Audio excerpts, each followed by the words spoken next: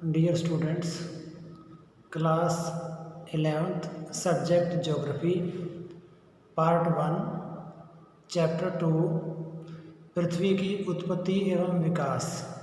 इसके अंतर्गत कल हमने पढ़ा था कि पृथ्वी की उत्पत्ति कैसे हुई, अर्थात पृथ्वी की उत्पत्ति एक तारे के अंदर अत्यधिक तापमान व दबाव के कारण उस तारे के टूटने से हुई।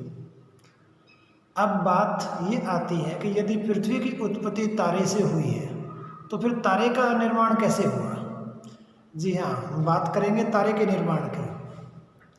अब तारे के निर्माण के संदर्भ में हम कह सकते हैं कि आकाशगंगा के निर्माण का आरंभ हाइड्रोजन गैस के संचयन से बने विशाल आकार के बादल से होता है, जिसे हम भूगोल की भाषा में नीहारिका कहते हैं।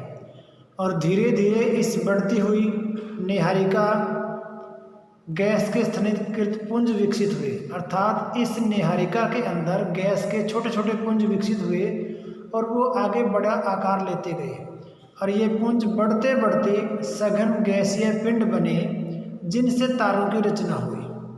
ऐसा माना जाता है कि तारों का निर्माण आज से लगभग 5 से 6 अरब साल पहले हुआ था और पृथ्वी का निर्माण इसके बाद हुआ था। अब आकाशगंगा जिसमें तारे विकसित हुए, उस आकाशगंगा का व्यास कितना है, यानी उसकी कह सकते हैं हम दूरी कितनी है। यानी आकाशगंगा का व्यास 80,000 से 1.5 लाख प्रकाश वर्ष के बीच हो सकता है। अब बात आती है प्रकाश वर्ष की। अब प्रकाश वर्ष का अभिप्राय समय से नहीं है, वर्ष अर्थात साल से नहीं है, अपितु प्रकाश वर्ष का अभिप्राय अंतरिक्ष की दूरियों का माप है। हम कह सकते हैं कि प्रकाश की गति 3 लाख किलोमीटर प्रति सेकंड है। अतः साफ है कि इस गति से प्रकाश एक वर्ष में जितनी दूरी तय करेगा, ध्यान से सुने, प्रकाश की जो गति है वो 3 लाख किलोमीटर प्रति सेकंड है।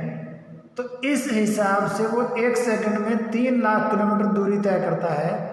तो 1 मिनट में कितनी दूरी तय करेगा, 1 घंटे में कितनी दूरी तय करेगा, फिर 1 दिन में कितनी दूरी तय करेगा और 1 साल में जितनी दूरी तय करेगा, वो उसका प्रकाश वर्ष कहलाएगा। अर्थात यदि हमें साल का उसकी दूरी निकालनी है कि कितनी दूरी तय की, तो हम 3 लाख गुणा में 60 यानी 60 सेकेंड, फिर गुणा में 60 ये मिनट हुए हमारे, फिर 24 यानी ये हुआ 1 दिन का।